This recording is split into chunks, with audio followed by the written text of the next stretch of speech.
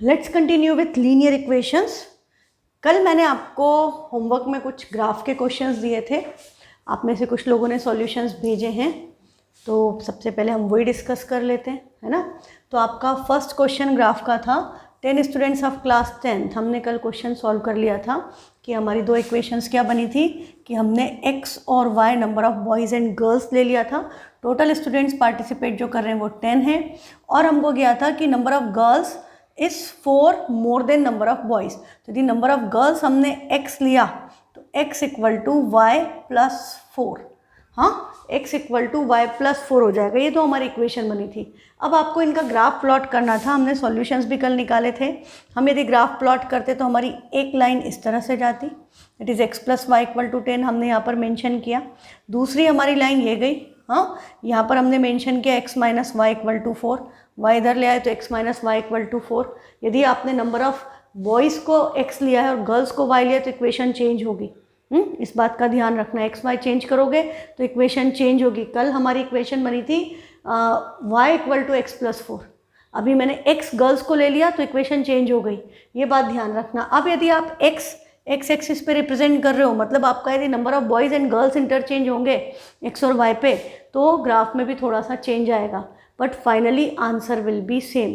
Point of intersection के corresponding x coordinate 7, y coordinate 3, मतलब number of boys is 3 and girls is 7।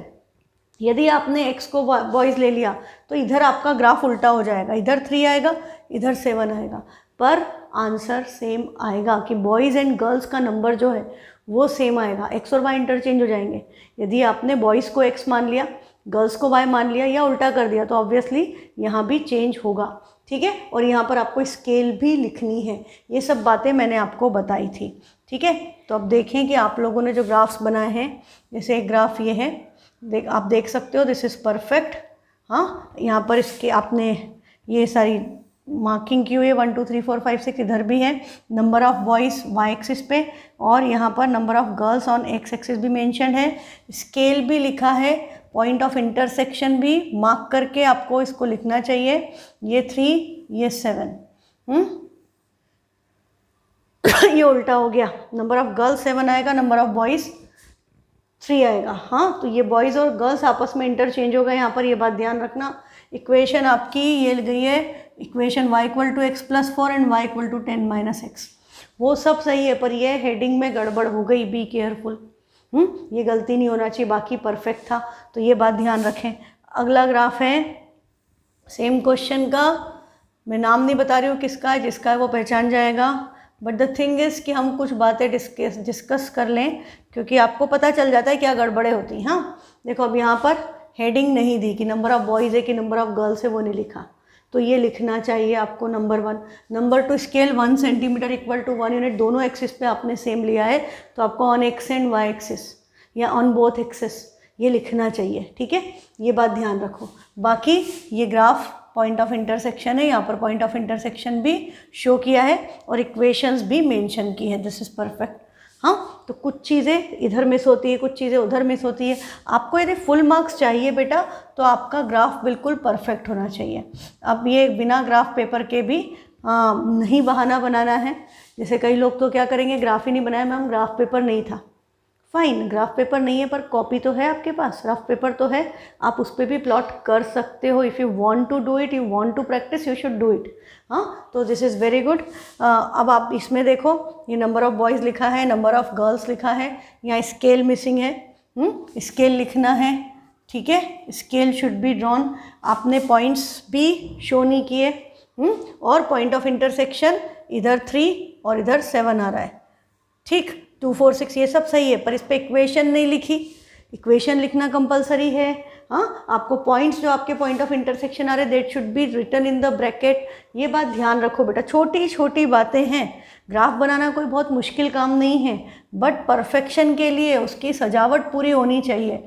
जो garnishing होती है ना, यहाँ पर जैसे खाने में अपन जाते हैं होटल में 5 स्टार में, थोड़ा ज़्यादा गार्निश कर देगा, ऊपर थोड़ा ग्रेट करके चीज़ या पनीर डाल देंगे, सुंदर सा कुछ आपका हरा धनिया रख देंगे या कुछ ऐसी चीज़ें रख देंगे, नींबू काट के रख देंगे, तो गार्निशिंग है। टेस्ट हो सकता है कि आपका ढाबे वाले का ज़्यादा अच्छा हो, बट आप पैसे वहाँ ज़्यादा दे करके आओगे कि वाह क्या प्रेजेंटेशन है।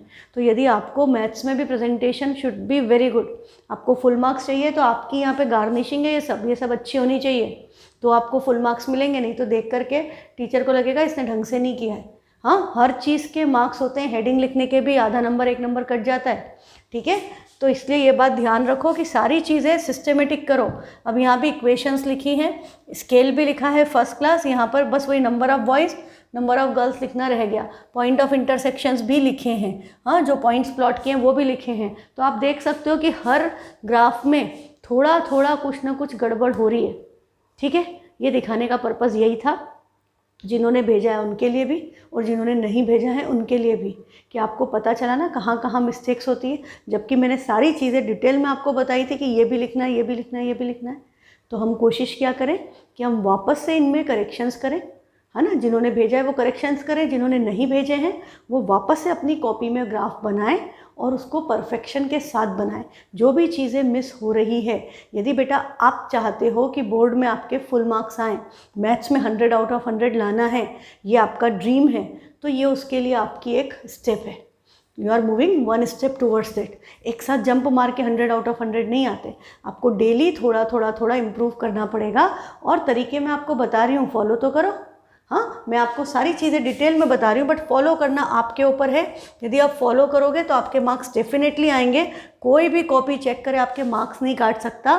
यदि आपको जो सारी बातें बताई गई हैं आप फॉलो करोगे, अभी इसमें तो मैं ही मार्क्स कट कर दूंगी, यदि मैं कॉपी चेक कर रही हूँ मैं मार्क्स कट कर दूंगी। सेकेंड आपका क्वेश्चन था पेंसिल वाला, cost of pencil, cost of pen, perfect, ये लिखा, स्केल नहीं लिखा। फिर इसमें आपने ग्राफ बिल्कुल सही बना है, पेंसिल आपकी अच्छी है, डार्क है, शार्प है, एकदम बढ़िया लाइन से स्ट्रेट आई हैं, बट पॉइंट्स नहीं शो किए। जो ये पॉइंट ऑफ इंटरसेक्शन है इसको आप शो करो। ये जो आपने पॉइंट्स प्लॉट किए हैं, जो भी पॉइंट्स प्लॉट किए हैं उनको ब्रैकेट में लिखना चाहिए, इस पर इक्वेशन लिखना चाहिए, स्केल लिखना चाहिए, ये सारा काम चाहिए। हाँ, ये नेक्स्ट इसका ही ग्राफ 5x + 7y, ये अब आप देख सकते हो कि यहाँ पे वो नहीं लिखा, हेडिंग नहीं लिखी, जो cost of pencil, cost of pen, scale लिखा है, पॉइंट्स शो किए हैं, इक्वेशन भी लिखी है, हाँ, पर पॉइंट ऑफ इंटरसेक्शन भी शो किया है, बट थोड़ी सी भी कमी नहीं रहनी चाहिए। बात समझ में आ गई? थोड़ी सी भी कमी नहीं रहना चाहिए। I want your answers to be perfect, कि आपका 10 आउट ऑफ 10, मतलब जितने नंबर का क्वेश्चन है हर क्वेश्चन में you should get full marks. यही तरीका है। आप इकट्ठे 80 में से 80 नहीं ला सकते, आप हर क्वेश्चन को परफेक्शन के साथ अटेम्प्ट करो, हर क्वेश्चन में आपको फुल मार्क्स मिलेंगे। पूरा पेपर आपने सॉल्व कर लिया, सारे सही हैं, कहीं नहीं कट रहे, तो अपने आप 80 में से 80 हो गए, और वो 20 स्कूल के 20 मिला के 100 में से 100 हो गए, है ना। तरीका यही है। तो हर क्वेश्चन में परफेक्शनिस्ट बनने की कोशिश की जाए, ठीक है। सारी बातें आपको बता दी गई हैं, जस्ट फॉलो देम और फिर मार्क्स अपने आप आएंगे। आप मेरी बात को फॉलो करो, मार्क्स अपने आप आपको फॉलो करेंगे। तो हमारा कल क्वेश्चन नंबर 4 तक हो गया था। हाँ, अब हमको करना है क्वेश्चन नंबर 5th। 5th में हमको क्या बोला है, half the perimeter of a rectangular garden. तो सबसे पहले तो बात किसकी हो रही है, रेक्टेंगल की हो रही है। तो हमने एक रेक्टेंगल बना लिया। हमको क्या बोल रहा है, half the perimeter of a rectangular garden whose length is 4 metre more than its width is 36 metre. Find the dimensions of the garden. एक बार तो पहले क्वेश्चन पढ़ना बनता है, ठीक है। तो आपने क्वेश्चन पढ़ लिया, अब आपको पता चल गई कि डायमेंशंस निकालने हैं, हाँ, रेक्टेंगुलर गार्डन के। तो रेक्टेंगल के डायमेंशंस क्या होते हैं, लेंथ और breadth. There are only 2 dimensions, ये हमारी लेंथ है और ये हमारी ब्रेथ है, ठीक है। अब आपकी मर्जी है, मैंने कल भी बोला था, आप x और y अज्यूम कर लो, आप l और b अज्यूम कर लो, आपकी मर्जी। तो यदि आपको l और b अज्यूम करना है तो आपको सोचना नहीं पड़ेगा कौन सी l कौन सी b, है ना। यदि आपने x और y अज्यूम किया तो आपको याद रखना पड़ेगा कि लेंथ मैंने x लिए, ब्रेथ मैंने y लिए, तो थोड़ा सा ध्यान रखना पड़ता है। तो इट्स सिंपलर कि हमने अज्यूम कर लिया, let dimensions of rectangle be L and B, हाँ, L और B। या हम ऐसा भी लिख सकते हैं कि late length is L, length आपने ले ली L मीटर, मीटर में है पेरीमीटर वगैरह, एंड ब्रेथ भी B metre, breadth equal to B metre, M for metre units, ठीक है। तो लेंथ और ब्रेथ हमने अज्यूम कर ली। तो फर्स्ट लाइन तो आपकी ये आ जाएगी। मैं इसको साफ़ कर रही हूँ क्योंकि मुझे अच्छा नहीं लग रहा, मेरी राइटिंग सुंदर नहीं है और मैंने लिखा भी थोड़ा जल्दबाजी में है। अब आप पढ़ो क्या बोला है, हाफ द पेरीमीटर, पेरीमीटर का हाफ। हमने लेंथ ले ली है L, ब्रेथ हमने ले ली है B, ठीक है, लेंथ हमने ले ली स्मॉल l, ब्रेथ हमने ले ली स्मॉल b। अब हमको बोल रहा है पेरीमीटर, तो what is perimeter of rectangle, perimeter of rectangle is 2 times l plus b, यही फॉर्मूला होता है पेरीमीटर का। अब उसका हाफ बोला है, मतलब पेरीमीटर का हाफ, तो देखो इस 2 को मैं इधर ले आऊँ तो भी हाफ ऑफ पेरीमीटर हो गया, या हम इसको 2 से डिवाइड कर दें तो भी हाफ ऑफ पेरीमीटर हो गया। तो half of perimeter equal to क्या होगा, L प्लस B होगा। पर हमको क्या बोला है, half of the perimeter is 36 metre, इसकी वैल्यू हमें क्या गिवन है, 36 मीटर। तो आपकी फर्स्ट इक्वेशन क्या बन गई, L plus B equal to 36, this is your first equation. बात समझ में आई, पेरीमीटर का हाफ 36 मीटर है, तो हमने पेरीमीटर के फॉर्मूले में 2l प्लस बी हाफ करने के लिए दोनों को 2 से डिवाइड किया, या आप इस 2 को इधर ले आए तो भी half of perimeter equal to l plus b हो गया। तो half of perimeter l plus b है, पर हमें हाफ ऑफ p की वैल्यू गिवन है 36, तो हमने इसको इक्वेट कर दिया 36 से, तो हमारी इक्वेशन बन गई l plus b equal to 36। अब उन्होंने आगे क्या बोला था, whose length is 4 metre more than its width, जिसकी लेंथ विड्थ से 4 मीटर ज़्यादा है। क्या मतलब, आप इसको ऐसे लिख सकते हो, लेंथ विड्थ से 4 मीटर ज़्यादा है, तो लेंथ विड्थ से बड़ी है, तो लेंथ के इक्वल विड्थ को करना है, तो विड्थ में 4 ऐड होगा, जो छोटा होता है उसी में ऐड करते हैं। कल की बात याद है, पापा बेटी, तो बेटी की एज में कुछ ऐड करेंगे तो पापा के बराबर होगी, पापा में ऐड कर दोगे तो पापा और बड़े हो जाएंगे, है ना। तो वही बात है, लेंथ बड़ी है ब्रेथ छोटी है, तो ब्रेथ में कुछ ऐड किया तो लेंथ के इक्वल हो गई। लेंथ 4 मीटर कम है तो ब्रेथ में 4 ऐड कर दे तो बराबर हो जाएगी। या हम इसको क्या लिख सकते हैं कि लेंथ माइनस ब्रेथ, इनका डिफरेंस कितना है, 4 मीटर। आपको जो अच्छा लगे दोनों में से, आप दोनों में से कुछ भी लिख सकते हो, दोनों का मतलब सेम है कि लेंथ और ब्रेथ का डिफरेंस 4 मीटर है, या लेंथ 4 मीटर ज़्यादा है विड्थ से, दोनों का मतलब सेम निकल रहा है, ठीक है। तो ये इंटरप्रिटेशन आपको करना है, आपको क्या अच्छा लग रहा है वो दोनों में से एक आप ले लो। मैंने सपोज ले लिया L equal to B plus 4, ठीक, मैंने ये वाला ले लिया। अब क्या होगा, अब आप सिंपली क्या करेंगे, हमारे पास 2 इक्वेशन आ गई। अब इन्होंने इस क्वेश्चन में नहीं बोला है कि इसको ग्राफ से करो, तो अब मैं आपको सब्स्टिट्यूशन सिखा चुकी हूँ, है ना, मैंने आपको सब्स्टिट्यूशन सिखा दिया, तो हम इसको सब्स्टिट्यूशन से करेंगे।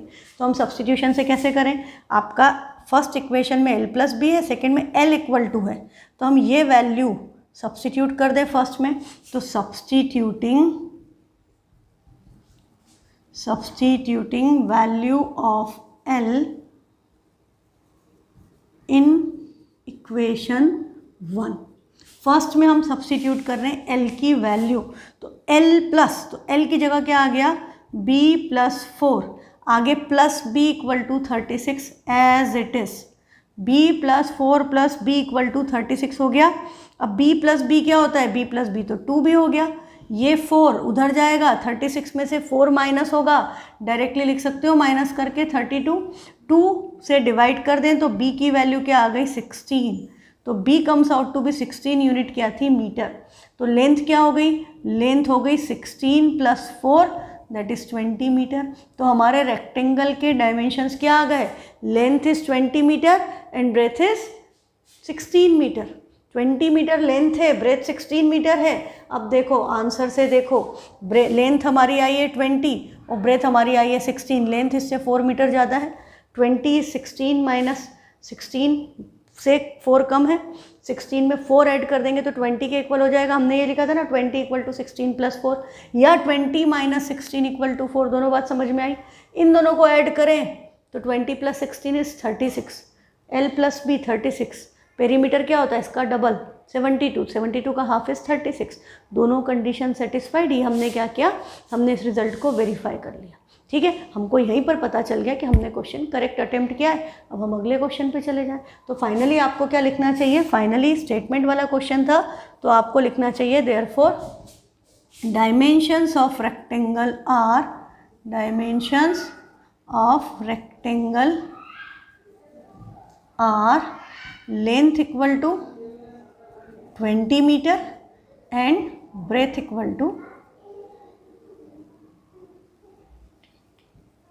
16 मीटर, और इसको हाईलाइट करके छोड़ दो।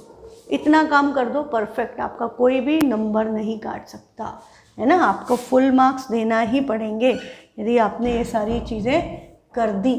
अब हमारा है क्वेश्चन नंबर 6। ये भी बड़ा इंपॉर्टेंट कंसेप्ट है, हाँ, this is very important concept, ये भी एग्जाम में आ जाता है। क्या बोल रहा है, ये आपको 9th में याद हो तो 9th में अपन इक्वेशन बनाते थे कि हमको एक इक्वेशन दे दी या हमको बोल दिया कि इस पॉइंट से पास होने वाली इक्वेशंस बनाओ, है ना, तो हम बहुत सारी इक्वेशन बना देते थे। हमको बोला 2,3 से पास होने वाली इक्वेशंस लिखो, या कोई भी आपको दे दिया तो हम क्या करते थे कि हमने x की वैल्यू 2 है, y की वैल्यू 3 है, तो हमने यदि x प्लस वाई किया मतलब 2 प्लस 3 तो x plus y equal to 5, ये हो गया। यदि मैंने x माइनस वाई किया तो 2 माइनस 3 इज़ -1। इस तरह से हम बहुत सारे कॉम्बिनेशंस में इक्वेशन बनाते थे, याद है। तो वैसा ही कंसेप्ट है, बस यहाँ पर क्या है, आपकी कंडीशन इक्वेशन फ्रेम करनी है। आपको एक इक्वेशन दे दी, आपको एक इक्वेशन दे दी है 2x प्लस 3y माइनस 8, और अब हमको क्या बोला है कि अब दूसरी पेयर लिखो इसके साथ, और वो कंडीशन क्या सेटिस्फाई करे, intersecting line, parallel line, coincident line. अब आपको रिलेशन पता है बिटवीन कोफिशिएंट्स, रेशोज पता है ना, a1/a2, b1/b2, c1/c2। तो हमको क्या पता है कि ये हमारा a1 है 2, b1 है 3 और c1 है -8। अब हमको यदि इंटरसेक्टिंग लाइन की इक्वेशन लिखनी है, इस लाइन के साथ इंटरसेक्टिंग लाइन की इक्वेशन लिखनी है, तो आपको कंडीशन क्या पता है कि for intersecting lines a1/a2 should not be equal to b1/b2। तो जब हम इक्वेशन दूसरी लिखेंगे जो इसके साथ ये कंडीशन सेटिस्फाई करना चाहिए, यदि इंटरसेक्टिंग लाइंस बनेगी तो उसमें ये कंडीशन सेटिस्फाई होनी चाहिए। तो हमारे a1 और b1 की वैल्यू हमें पता है, हमें क्या डिसाइड करनी है, a2 और b2 की वैल्यू, और हमें क्या देखना है कि a2 और b2 का रेशो मतलब a1/a2 b1/b2 के इक्वल नहीं आना चाहिए। तो मैंने सबसे ईजी कॉम्बिनेशन आपको क्या बोला था कि यदि एक साइड प्लस हो एक साइड माइनस हो कभी इक्वल नहीं होता।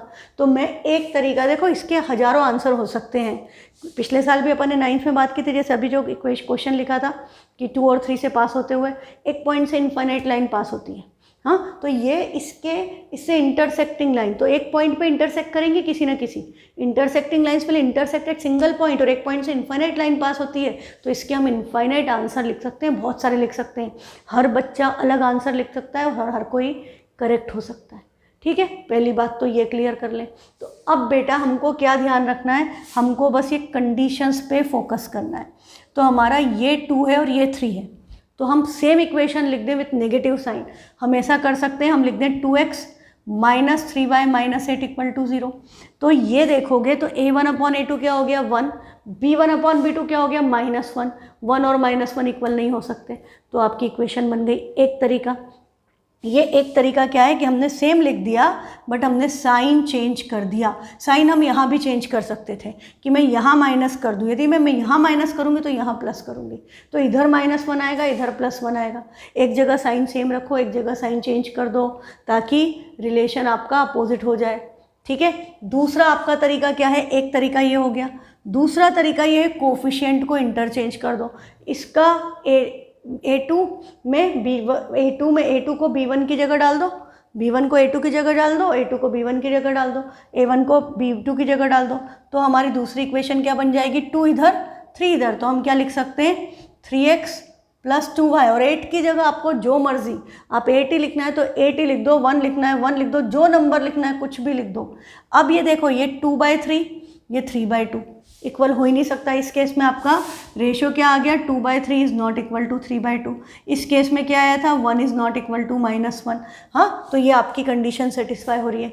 तीसरा तरीका हम क्या कर सकते हैं कि हमने एक का तो कर दिया डबल, मैंने इसका कर दिया डबल।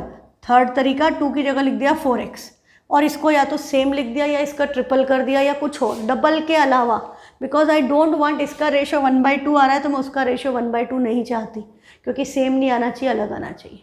बात समझ में आ रही है। तो हमने इसकी जगह या तो हमने 3y ही लिख दिया या हमने 4x + 6y नहीं लिखना है, उसके अलावा कुछ भी लिख दो, 9y लिख दिया। और आगे आपको -8 लिखना है, -8 लिखो, कुछ और लिखना है, कुछ और लिखो। यहाँ भी आपका रिलेशन क्या हो गया, यहाँ 1/2 आएगा, 2/4, और इधर 3/3 इज़ 1, तो ये इक्वल नहीं है। यहाँ हमने 9 कर दिया तो इधर 1/2 आएगा, इधर 1/3 आएगा। सब कंडीशंस में बेसिक फोकस क्या रखना है कि A1/A2 B1/B2 के इक्वल नहीं होना चाहिए। बस ये कंडीशन सेटिस्फाई करती हुई आप कितनी भी इक्वेशन लिख सकते हो। और बेटा ये क्वेश्चन भी एग्ज़ाम में आता है, ये मत सोचना कि बहुत ईजी है, ये नहीं आएगा, ये भी आता है कई बार 1 मार्क 2 मार्क, तीनों दे दिए तो 2 मार्क, एक दे दिया तो 1 मार्क। तो ये सिंपल सी बात ध्यान रखें, कंसेप्ट क्लियर होना चाहिए। तो ये आपका फर्स्ट कंडीशन। अब सेकंड कंडीशन हम पढ़ें, हमको बोला है parallel lines. What is the condition of parallel lines? तो हम लिखेंगे फॉर पैरेलल लाइंस A1/A2 और B1/B2 तो इक्वल होना चाहिए, पर C1/C2 इक्वल नहीं होना चाहिए। This should not be equal to C1/C2। इसका क्या मतलब? इसका मतलब जो ये हमारी फर्स्ट इक्वेशन है 2x + 3y - 8 = 0, हमको इसकी पैरेलल इक्वेशन लिखनी है। तो हम इन दोनों का यदि डबल कर रहे हैं तो इसका डबल मत करो, क्योंकि इनका रेशो सेम आना चाहिए। फर्स्ट दोनों रेशो सेम आना चाहिए, A1/A2 B1/B2 सेम आना चाहिए, C1/C2 इक्वल नहीं आना चाहिए। तो हमने इनका डबल कर दिया, इसको 4x कर दिया, इसको 6y कर दिया, तो इसको 16 नहीं लिखना है माइनस, बाकी जो मर्जी लिख दो। और यदि 16 भी लिख दो तो साइन चेंज कर दो, हाँ। तो और अभी फिक्स कर लो what strategy you will follow. मैंने आपको बहुत सारी बताई है, आपको एक सिलेक्ट करके एक पे स्टिक करो, बार बार चेंज मत करो, कहीं कन्फ्यूज़न होगा ही नहीं, ठीक है। मैंने आपको बहुत तरीके बता दिए, आप एक तरीका कोई भी फिक्स कर लो। यहाँ +16 लिखो ही मत इनफैक्ट, है ना, ये तो हो सकता है आप साइन की भी गड़बड़ कर दो। आपने माइनस में 2 लिख दिया तो ये क्या हो गया, ये 1/2 और ये हो गया 4, रेशो इक्वल नहीं हुआ। तो यहाँ क्या आ गया, 1/2 = 1/2 इज़ नॉट इक्वल टू 4/1। तो ये आपका कंडीशन सेटिस्फाई। दूसरा तरीका, हमने इनका डबल ट्रिपल कर दिया, मतलब इसका कुछ भी सेम नंबर से मल्टीप्लाई।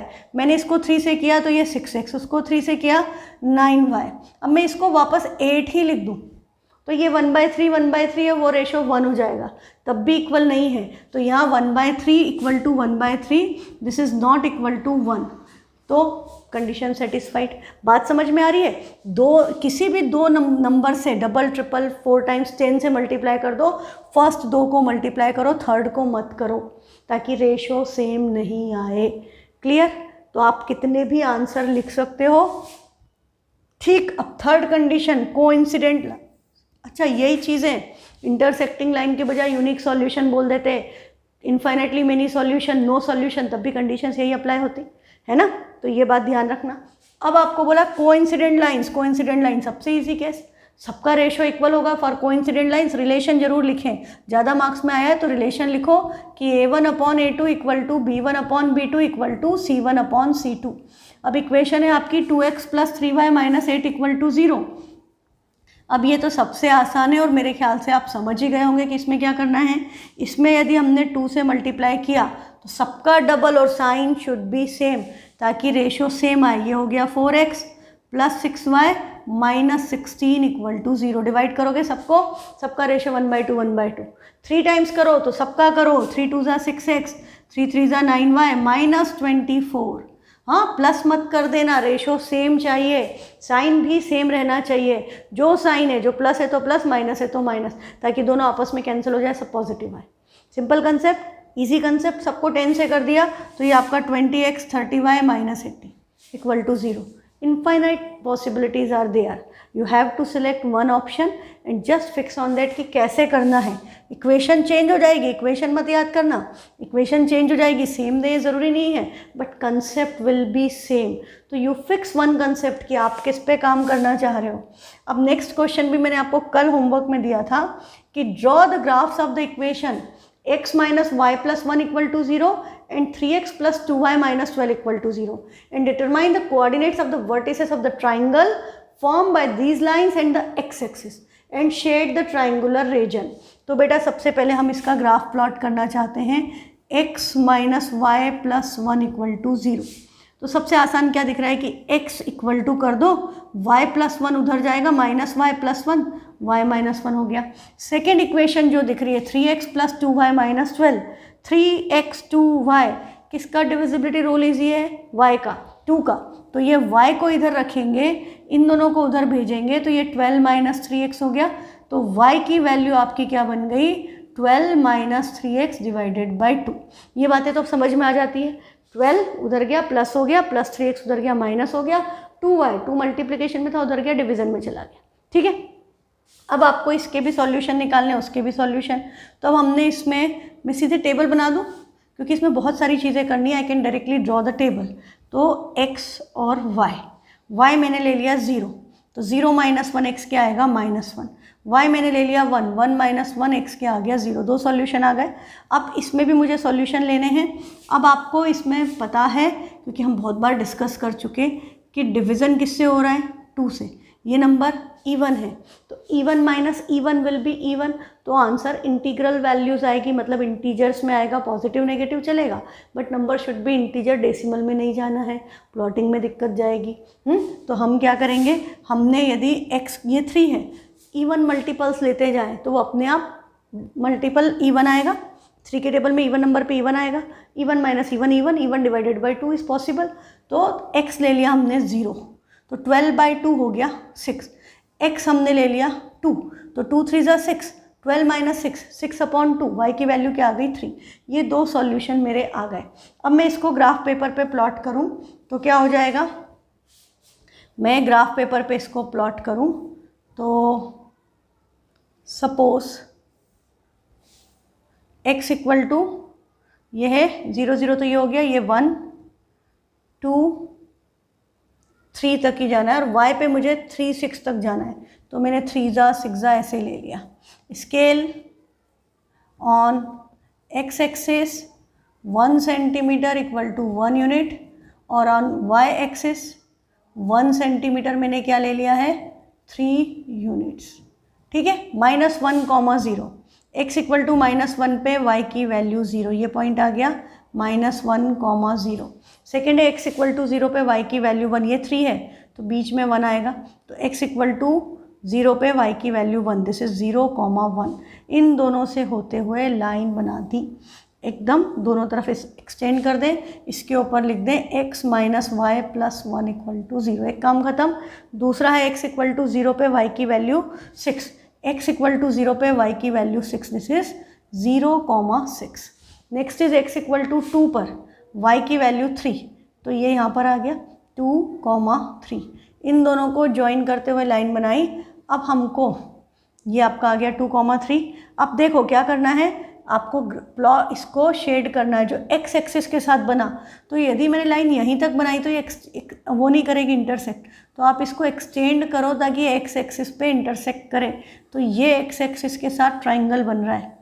हाँ, तो ये जो कोऑर्डिनेट है ये तो -1, 0 है, ये आपका क्या है, ये 2, 3 है, और ये आपका कोऑर्डिनेट क्या है, ये जो भी है मुझे अभी इसमें पता नहीं चल रहा, 3 से बाहर जा रहा है, तो 4, 0 समथिंग होगा। तो ये इस तरह से आपका ये आपका शेड करना है। ये जो आए इसके वर्टेक्स हैं, ठीक है। तो ये मैंने ग्राफ पहले ही प्लॉट किया था, तो you can see the graph. ये रहा, देखो, ये तो मैंने इंटरनेट से उठाया था। ओके, ये आपकी इक्वेशंस है। ये आपकी एक लाइन ऐसे चली गई, एक लाइन ऐसे चली गई, और ये आपकी x एक्सिस है। तो ये 4, 0, ये -1, 0, एंड दिस इज़ 2, 3। ये आपके क्या आ गए, पॉइंट ऑफ इंटरसेक्शन। और आप इसको शेड करना है तो शेड कर दिया, ठीक है, एक तरीका। दूसरा देखो, मैंने बनाया था ये रहा, ये -1, 0, ये 4, 0, this is 2, 3। x equal to 2 के corresponding y equal to 3, this is 2, 3। ये मुझे किसी बच्चे ने भेजा है। तो बढ़िया है, बढ़िया काम किया है, गुड। ये आपका -1, 0, 4, 0, 2, 3। आपने इक्वेशंस भी लिखी, बस स्केल लिखना भूल गए। ये x और y है तो यहाँ पर तो हेडिंग आएगी नहीं, बस स्केल भी लिख दो बेटा, तो ये परफेक्ट काम है। बढ़िया काम किया। तो ये आपको करना था। अब कई बार क्या होता है कि आपने बोला आपको x एक्सिस के साथ, तो लाइन ही बच्चे कई बार एक्सटेंड नहीं करते। आपको पता है x एक्सिस तो ये इंटरसेक्ट करना चाहिए। यदि इसमें बोला होता y एक्सिस के साथ, तो y एक्सिस के साथ कौन सा आता, ये वाला, और ये ट्राइंगल बन रहा है y एक्सिस के साथ। This is the triangle form between x y axis, ठीक है। और दो आपको यदि एक लाइन बोलते, इस लाइन का बोलते तो दोनों एक्सिस के साथ तो ये ट्राइंगल होता। ठीक है, तो ये इस तरह से क्वेश्चंस आते हैं। अब आपको ज़्यादा से ज़्यादा क्या बोल सकते हैं कि इसका एरिया निकाल दो, पॉइंट्स बोलते हैं, पूछ, ये बहुत इंपॉर्टेंट कंसेप्ट है। हाँ, एग्जाम के पॉइंट ऑफ व्यू से, बोर्ड के हिसाब से वेरी इंपॉर्टेंट कंसेप्ट कि ट्राइंगल को शेड, मतलब ट्राइंगल बन रहा है वो बनाना। 3 लाइन भी दी जा सकती है आपको कि 3 लाइन का ग्राफ आपने प्लॉट किया, तो मान लो आपकी तीसरी लाइन ऐसे चली गई तो ये तीनों लाइन के साथ ये ट्राइंगल बना। हाँ, तो आपको इनके कोऑर्डिनेट्स बताने हैं, वर्टिसेस ऑफ द ट्राइंगल, फिर एरिया निकालना, उसको शेड करना, बस यही पूछा जाता है। तो ये सिंपल सी बात है। अब देखो यदि मुझे इस ट्राइंगल का एरिया निकालना है, ये जो बना था, तो क्या करेंगे, तो हम देखेंगे जब हम इस लाइन के अलॉन्ग मूव कर रहे हैं तो यहाँ पर हम एक्स एक्सिस पे चल रहे हैं, तो एक्स कोऑर्डिनेट से we will find the base of the triangle. तो ये -1 है और ये 4 है, तो ये बेस कितना हुआ, this is 5 units. Distance is scalar quantity. आप डिस्टेंस कहाँ से नापा जाता है, ओरिजिन से, तो 1 यूनिट इधर है, 4 यूनिट इधर है, तो बेस आपका कितना हो गया, बेस हो गया 5। अब हमको हाइट चाहिए इस पॉइंट से, तो ये पॉइंट पे हमको हाइट चाहिए, मतलब distance from x axis is y coordinate. तो इसका वाई कोऑर्डिनेट क्या था, ये पॉइंट था 2,3, इसका वाई 3 है, तो इसकी हाइट क्या हो गई, इसकी हाइट हो गई 3। तो area of triangle equal to half base into height, that is half 5 into 3, 15, 15/2, 7.5 unit क्या लिखेंगे, स्क्वायर यूनिट। ऐसे करके छोड़ना है। ठीक है, तो इसके साथ आपकी ये वाली एक्सरसाइज 3.2 कंप्लीट। अच्छा, एक और बात बताऊं मैं आपको, हम इसका पॉइंट ऑफ इंटरसेक्शन जो आएंगे बिना ग्राफ बनाए भी निकाल सकते थे। कैसे, सॉल्व करके। हम दो इक्वेशन को सॉल्व करते तो हमें उनके पॉइंट ऑफ इंटरसेक्शन मिल जाते। जैसे हमारी एक इक्वेशन है x - y + 1 = 0, दूसरी इक्वेशन है 3x + 2y - 12 = 0। अभी मैंने आपको सिर्फ सब्स्टिट्यूशन सिखाया है, तो सब्स्टिट्यूशन से ही करते हैं। तो x की वैल्यू क्या हो गई, x बिकम्स y - 1, यहाँ सब्स्टिट्यूट कर दें तो 3 टाइम्स y - 1 + 2y - 12 = 0। सॉल्व करेंगे, 3y - 3 + 2y - 12 = 0, तो 3y + 2y 5y, -12 - 3 -15, equal to के उधर ट्रांसपोज हो गया +15, 5 से कैंसिल करोगे, y की वैल्यू क्या आ गई, y comes out to be 3। y 3 आ गया, इसमें सब्स्टिट्यूट कर दो तो x क्या हो गया, 3 - 1 दैट इज़ 2। तो आपका इन दोनों का पॉइंट ऑफ इंटरसेक्शन क्या आया, 2,3। आपको पता है दोनों लाइंस 2,3 पे इंटरसेक्ट कर रही थी।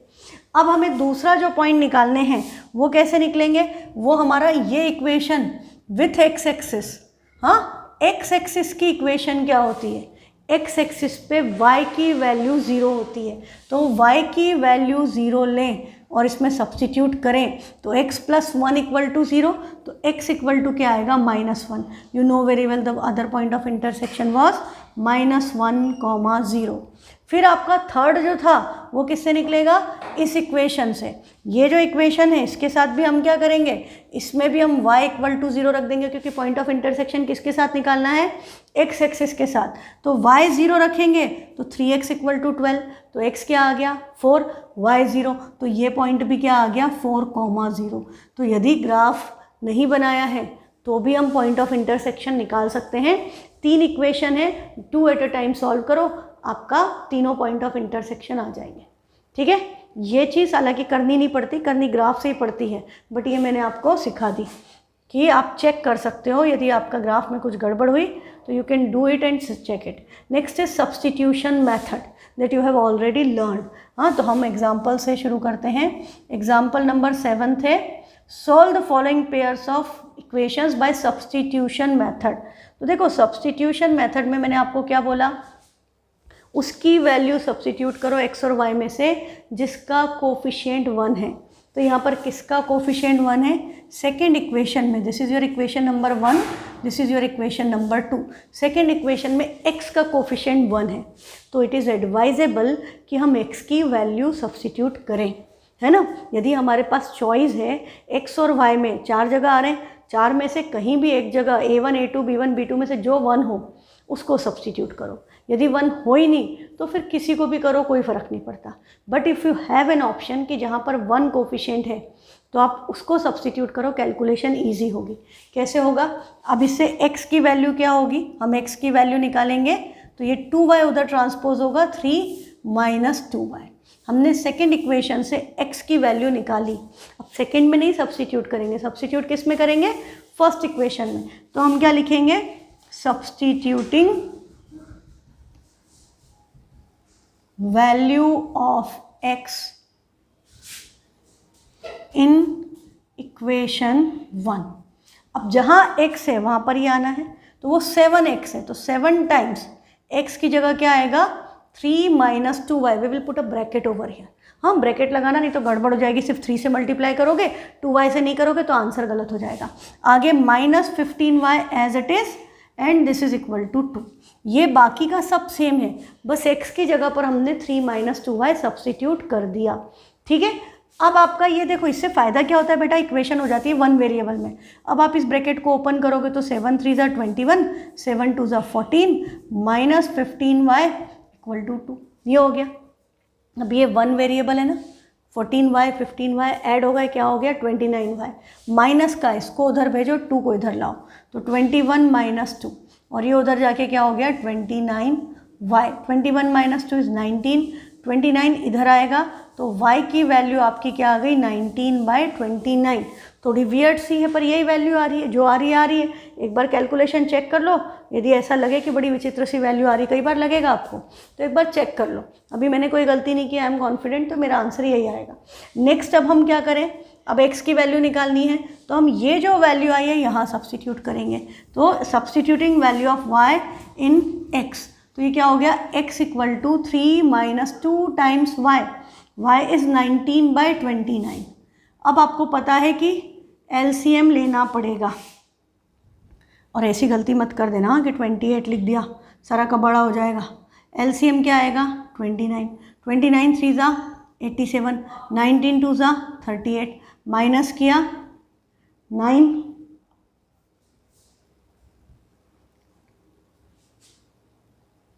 और 8 - 4 4, 49/29। तो x की वैल्यू क्या आ गई? 49/29। तो हमारा x आ गया 49/29, y आ गया 19/29। बस ये आपने कर दिया, हो गया कंप्लीट। अच्छा, अब यदि मैं इसी क्वेश्चन को, जो मैंने आपको बोला कि x की वैल्यू लो, कोफिशिएंट 1 है, यदि हम इसमें सपोज फर्स्ट इक्वेशन से x की वैल्यू सब्स्टिट्यूट करते, आपने सोचा नहीं पहले और आपने डायरेक्टली कर दिया, तो अब आप देखो कि x की वैल्यू रख रहे हो तो पहले 15y उधर जाएगा, तो 7x = क्या हुआ? 2 + 15y। x = क्या होगा? 2 + 15y / 7। अब ये अपॉन में 7 आ गया। अब ये वैल्यू हम किस में सब्स्टिट्यूट करेंगे? इक्वेशन 2 में। यहाँ पर लिखना पड़ेगा, मैं नहीं लिख रही, it will take lot of time, हम ज़्यादा क्वेश्चंस कर लेंगे। आप यहाँ लिखे substituting value of x in equation 2। जिससे निकाली उसके अपोजिट, फर्स्ट से निकाली सेकंड में सब्स्टिट्यूट करोगे, सेकंड से वैल्यू निकाली फर्स्ट में सब्स्टिट्यूट करोगे। तो अब हम यहाँ सब्स्टिट्यूट करें तो x + 2y, x की जगह क्या आ गया? 2 + 15y / 7 + 2y = 3। अब तुम्हें क्या करना पड़ेगा? इसके डिनोमिनेटर में 7 है, LCM लेना पड़ेगा। इसीलिए मैंने कहा था ये डिनोमिनेटर उसका कोफिशिएंट 1 हो वो लो, तो आपको LCM लेने का काम बच जाता है। अब यहाँ पर आप LCM लोगे, 7 आएगा, ये 2 + 15y + 7 2 ज़ा 14y = 3। 7 3 ज़ा 21 हो गया, तो इधर आपने ऐड किया तो 2 + 15 + 14 इज़ 29y = 7 3 ज़ा 21। 2 उधर जाके माइनस होगा तो 29y = 19 हो गया। तो y की वैल्यू क्या आ गई बेटा? 19/29। आंसर सेम आएगा। हाँ, हम ऐसा नहीं कि हम कोफिशिएंट चेंज कर देंगे तो आंसर कुछ और आ जाएगा, आंसर विल बी सेम। ठीक, तो y की वैल्यू आ गई 19/29। अब हम यहाँ पर सब्स्टिट्यूट करें तो x = क्या हो गया? 2 + 15 × 19/29 एंड होल डिवाइडेड बाय 7 है। पूरे के अपॉन में 7 है। तो अब हम इधर LCM लेंगे तो ये 29 2 ज़ा 58 हो गया, तो x = हो गया 58 + 19 × 15, 19 5 ज़ा 95, बचा 9, 19 1 ज़ा 19, 19 और 9 28 डिवाइडेड बाय 29 और 7 भी इसके साथ प्रोडक्ट फॉर्म में आ गया। अब इसको सॉल्व करें, देखो कैलकुलेशन लेंदी हो गई। हाँ, आंसर सेम आएगा जो पहले आया था, आंसर अलग नहीं आएगा, but it will take more time. कुछ कैंसिल होके आपका आंसर वही आएगा जो पहले आया था, बट आपको क्या पता चला कि यहाँ पर एलसीएम लेना पड़ा, कैलकुलेशन लंबी हुई, उधर भी कैलकुलेशन लंबी होगी। तो यदि आपके पास चॉइस है तो आपको हमेशा क्या लेना है, जिसका कोफिशिएंट 1 है उसको ही सब्स्टिट्यूट करो। ये बात आज ही गांठ बांध लो। हाँ, गलती नहीं चाहिए मुझे किसी से भी कॉपी में, जब भी आंसर शीट में आपके क्वेश्चन आएगा आपको ये बात ध्यान रखना है। अब बोल रहा है solve question 1 of exercise 3.1 by the method of substitution. Question 1 क्या था, आफ्ताब ने अपनी बेटी को बोला कि 7 years ago I was 7 times as old as you। तो आपको पता है इसकी इक्वेशन क्या बनी थी, यदि आफ्ताब की एज को हमने x ले लिया, डॉटर की एज को हमने y ले लिया, तो 7 years ago x minus 7 y minus 7 और ये 7 टाइम्स। तो आपने इसको सॉल्व किया था तो 7y माइनस 49 प्लस 7, तो यहाँ आया था -42। तो x equal to 7y minus 42 standard form में लिखें तो x minus 7y equal to -42। This is your equation number 1। Second part में आपको क्या बोला था, 3 years from now, 3 years from now Aftab की एज हुई x+3, डॉटर की एज हुई y+3, आफ्ताब की एज डॉटर की एज का 3 टाइम्स, तो उसको 3 से मल्टीप्लाई किया तो x equal to 3y plus 9 minus 3 6। ये आपकी सेकेंड इक्वेशन हुई। हमने इसको सब्स्टिट्यूट कर दिया, हाँ, स्टैंडर्ड फॉर्म में लिखोगे तो x minus 3y equal to 6। ठीक, अब मैंने यदि इससे x की वैल्यू या उससे x की वैल्यू सब्स्टिट्यूट कर दी, x की क्यों कर रही हूँ, क्योंकि दोनों में x का कोफिशिएंट 1 है, तो आप इससे रख दो या उससे रख दो, इससे रखना ज़्यादा ईजी है क्योंकि छोटी इक्वेशन है। तो हम यहाँ से यदि x को निकालें तो x equal to 3y plus 6 है, ये फर्स्ट इक्वेशन में सब्स्टिट्यूट के ढंग से स्टेटमेंट लिखना। तो यहाँ पर क्या हो गया, x की जगह आ गया 3y plus 6 minus 7y equal to -42, ये बन गया। 3y माइनस 7y क्या बचा, -4y, 6 उधर जाएगा, -42 माइनस 6 -48, माइनस माइनस कैंसल, 4 से y 48 कैंसल, y की वैल्यू क्या आ गई 12, y की वैल्यू 12 यहाँ रखोगे, 12 3 36 प्लस 6 x क्या आ गया 42। आंसर विल बी सेम, हमने कल ही कर लिया था। तो ये सब्स्टिट्यूशन से करना था। आप किसी को भी सब्स्टिट्यूट करते x को y को, आंसर आपका सेम आता। नेक्स्ट आपका एग्जाम्पल, उन्होंने कहा कि वो जो 3 इरेजर पेंसिल वाला क्वेश्चन था उसको भी सब्स्टिट्यूशन से सॉल्व करो। तो इनफैक्ट मैंने आपको ये क्वेश्चन पहले ही सब्स्टिट्यूशन से करवा दिए हैं, है ना, क्लास में ही, तो आप वहाँ पर देख सकते हो। आप वापस से इनको ट्राई करना। नेक्स्ट वाला क्वेश्चन है ये रोमिला वाला अपन कर चुके हैं। 2 रेल्स, इसको भी उन्होंने कहा कि इसको भी सब्स्टिट्यूशन से सॉल्व करो। जो एनसीईआरटी के जो आपके तीनों थे, सबसे पहले एक्सरसाइज के पहले एग्जाम्पल्स, तीनों को उन्होंने कहा कि अब सब्स्टिट्यूशन सीख लिया है तो सब्स्टिट्यूशन यूज़ करो। तो अब देखो ये इक्वेशन थी x plus 2y minus 4 equal to 0 and second equation थी 2x plus 4y minus 12 equal to 0। अभी तुम्हें क्या पता है कि हम इस इक्वेशन को, इससे x की वैल्यू सब्स्टिट्यूट करूँ, क्योंकि x यहाँ पर 1 है, तो x इक्वल मतलब x का कोफिशिएंट 1 है, ये दोनों उधर जाएंगे तो x बिकम्स 4 माइनस 2y, ये बनेगा। इसको यहाँ पर सेकेंड इक्वेशन में सब्स्टिट्यूट किया तो 2 times x is 4 minus 2y plus 4y minus 12 equal to 0। आपको याद है ना इसका ग्राफ कैसा बना था, इसका ग्राफ था parallel lines, it has no solution. तो ये मल्टीप्लाई करेंगे, 2 4 ज़ा 8 माइनस 2 2 ज़ा 4y plus 4y minus 12 equal to 0। देखो बड़ी इंटरेस्टिंग सिचुएशन आ रही है, क्या आ रही है, plus 4y minus 4y cancel, 8 minus 12 minus 4 equal to 0। क्या ये संभव है कि -4 0 के इक्वल है? ये पॉसिबल ही नहीं है। इसीलिए आपको याद हो तो हमको क्या बोला था कि जो कंसिस्टेंट है, जिसका यूनिक सॉल्यूशन है, वो सॉल्व करो, बाकी की सॉल्व नहीं करनी थी। क्योंकि यदि हम पैरेलल लाइंस इनकंसिस्टेंट को सॉल्व करेंगे, नो सॉल्यूशन को, तो हमारा आंसर ऐसा ही कुछ विचित्र सा आएगा कि इधर आ गया 4 उधर आ गया 0, जो इक्वल होते ही नहीं। ये सिचुएशन पॉसिबल नहीं है क्योंकि इसका आंसर क्या है, नो सॉल्यूशन। ठीक है, अच्छा इसी से मुझे याद आया कि ये वाली जो कंडीशन थी इसको भी हम एक बार सॉल्व करें, रोमिला वाली। इसमें हमारा क्या था, इक्वेशन क्या बनी थी, 2 pencils and 3 eraser, that is 2x plus 3y equal to 9, और उसकी फ्रेंड क्या ले आई थी 4x plus 6y equal to 18। अब हम यदि इससे भी सब्सटीट्यूट करें तो आप देखो इसमें आप एक्स वाई किसी को भी सब्सटीट्यूट कर सकते हो। In fact this equation is divisible by 2। आप इस इक्वेशन को 2 से डिवाइड करोगे तो सेम इक्वेशन बन जाएगी, अभी आपको पता है। चलो अभी हम सब्सटीट्यूशन करते हैं सिंपली। तो x की वैल्यू सब्सटीट्यूट करना चाहती हूँ मैं, तो 2x equal to 9 minus 3y। तो x की वैल्यू क्या हो गई 9 माइनस 3y अपॉन 2।